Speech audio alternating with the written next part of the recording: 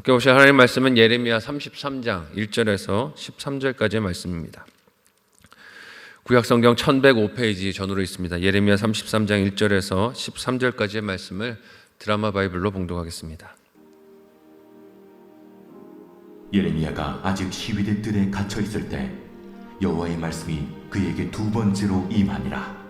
이르시되 이 일을 행하시는 여호와, 그것을 만들며 성취하시는 여호와, 그의 이름을 여호와라 하는 이가 이와 같이 이르시도다. 너는 내게 부르짖으라. 내가 내게 응답하겠고 네가 알지 못하는 크고 은밀한 일을 내게 보이리라. 이스라엘의 하나님 여호와께서 말씀하시니라. 무리가 이 성읍의 가옥과 유다 왕궁을 헐어서 갈대아인의 참호와 칼을 대항하여 싸우려 하였으나 내가 나의 노여움과 분함으로 그들을 죽이고 그들의 시체로 이 성을 채우게 하였나니 이는 그들의 모든 악행으로 말미암아 나의 얼굴을 가리어 이 성을 돌아보지 아니하였습니다. 그러나 보라, 내가 이 성읍을 치료하며 고쳐 낫게 하고 평안과 진실이 풍성함을 그들에게 나타낼 것이며 내가 유다의 포로와 이스라엘의 포로를 돌아오게 하여 그들을 처음과 같이 세울 것이며 내가 그들을 내게 범한 그 모든 죄악에서 정하게 하며 그들이 내게 범하며 행한 모든 죄악을 사할 것이라. 이 성읍이 세계 열방 앞에서 나의 기쁜 이름이 될 것이며 찬송과 영광이 될 것이요 그들은 내가 이 백성에게 베푼 모든 복을 들을 것이요 내가 이 성읍에 베푼 모든 복과 모든 평안으로 말미암아 두려워하며 떠느니라. 여호와께서 이와 같이 말씀하시니라. 너희가 가리켜 말하기를 황폐하여 사람도 없고 짐승도 없다 하던 여기 곧 황폐하여 사람도 없고 주민도 없고 짐승도 없던 유다 성읍들과 예루살렘 거리에서 즐거워하는 소리, 기뻐하는 소리, 신랑의 소리, 신부의 소리와 및 만군의 여호와께 감사하라. 여호와는 선하시니 그 인자하심이 영원하다 하는 소리와 여호와의 성전에 감사제를 드리는 자들의 소리가 다시 들리리니 이는 내가 이 땅의 포로를 돌려보내어 지난 날처럼 되게 할 것입니다. 여호와의 말씀이니라. 만군의 여호와께서 이와 같이 말씀하시니라. 황폐하여 사람도 없고 짐승도 없던 이곳과 그 모든 성읍에 다시 목자가 살 곳이 있으리니 그의 양떼를 눕게 할 것이라.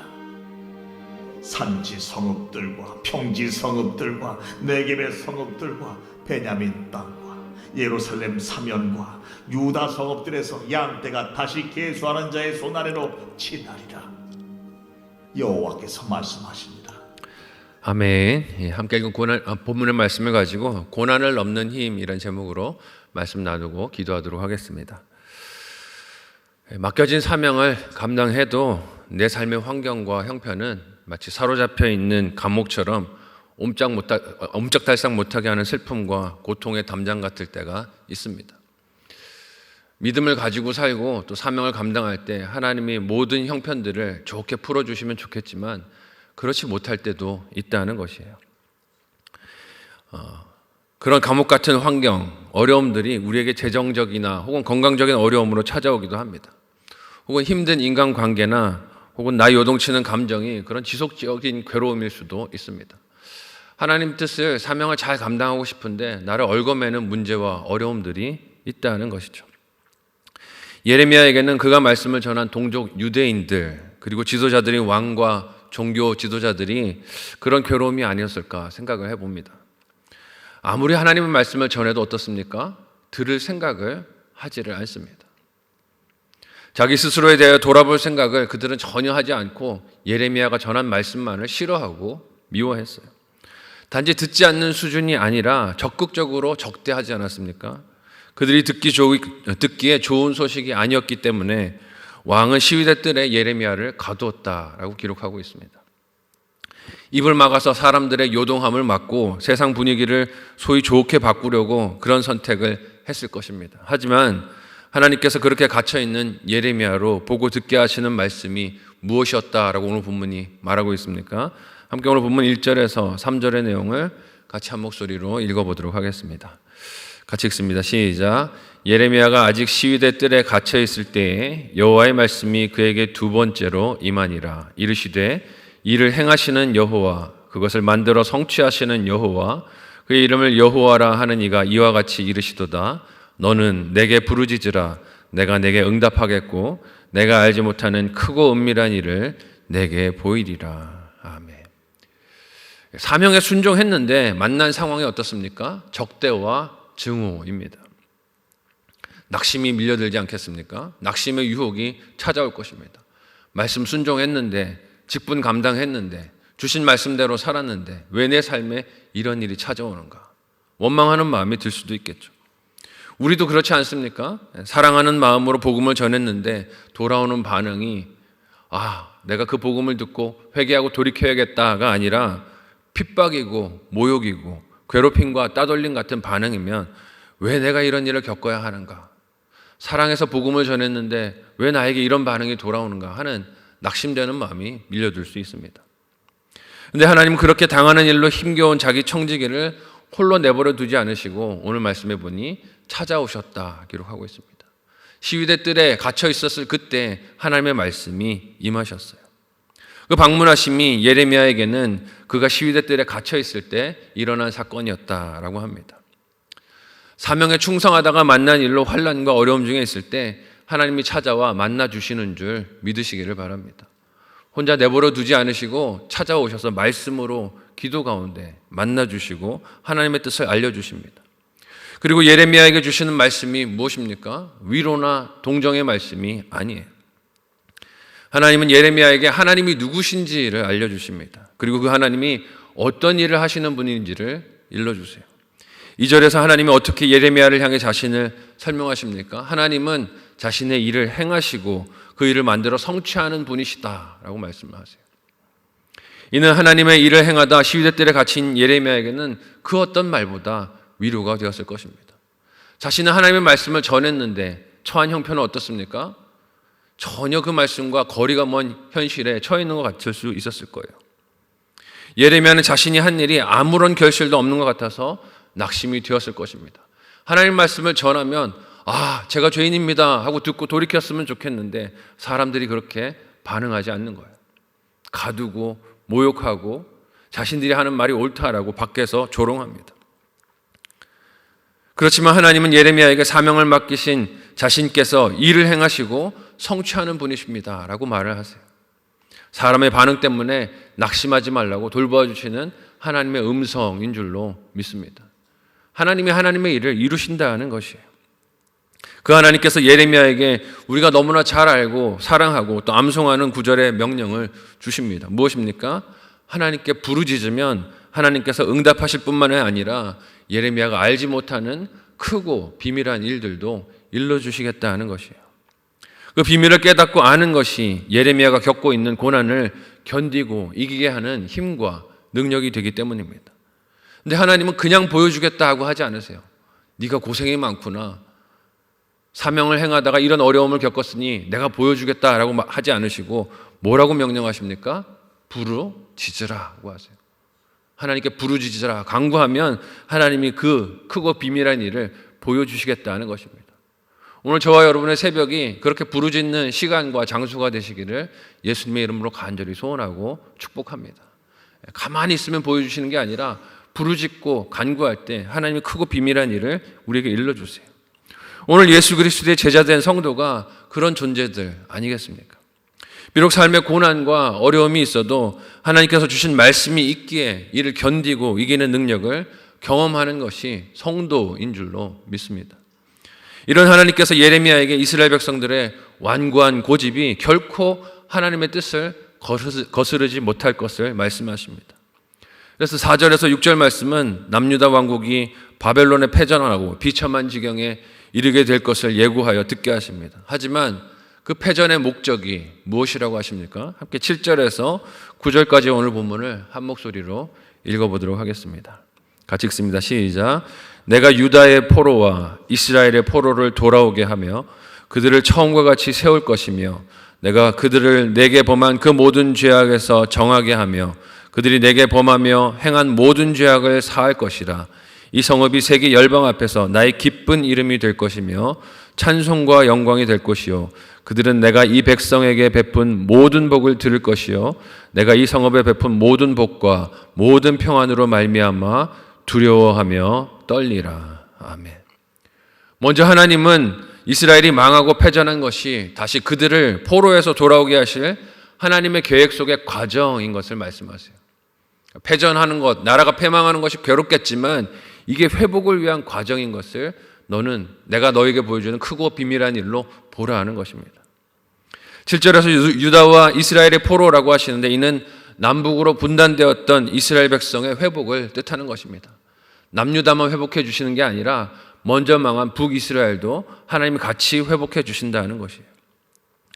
그래서 지금처럼 나는 상태가 아니라 처음과 같이 연합된 나라로 하나님이 세우신다는 것입니다. 그 과정은 또한 이스라엘을 그 모든 죄악에서 정하게 하시고 행한 모든 죄악을 하나님이 정결하게 사하여 주시는 그 길이 된다고 하십니다. 죄에 대하여 징계하시고 심판하시지만 그것이 정결하게 만드시고 용서하시기 위한 과정이라는 거예요. 이는 단지 이스라엘 백성에게만 행하실 하나님의 일이 아니라 그들을 주변에서 바라보고 있는 다른 나라들, 이방 나라들을 향한 일이기도 하다라고 하십니다. 왜냐하면 하나님이 이스라엘을 통해 주변 민족들에게 하나님을 믿는 자에게 하나님이 어떤 복을 주시는지 보게 해주시겠다는 거예요. 나라가 망했을 때 주변 나라들이 비웃지 않았겠습니까? 여호와 하나님이 창조주라 그러더니 그 창조주가 너희를 이렇게 비참하게 내버려 두는구나 했겠지만 하나님은 그들의 회복을 통해 그들의 조롱했던 말들이 무색하게 만들어 주시겠다는 것입니다. 하나님이 어떤 복을 주시는지 알고 보게 하시는 통로로 이스라엘을 사용하시겠다는 뜻이에요. 이것이 얼마나 이스라엘 백성에게 큰 영광이 되겠습니까? 나를 보는 자들이 하나님께서 나를 돌보시며 인도하시는 것을 알고 인정하게 된다면 그와 비교할 영광이 세상에 없는 줄로 믿습니다.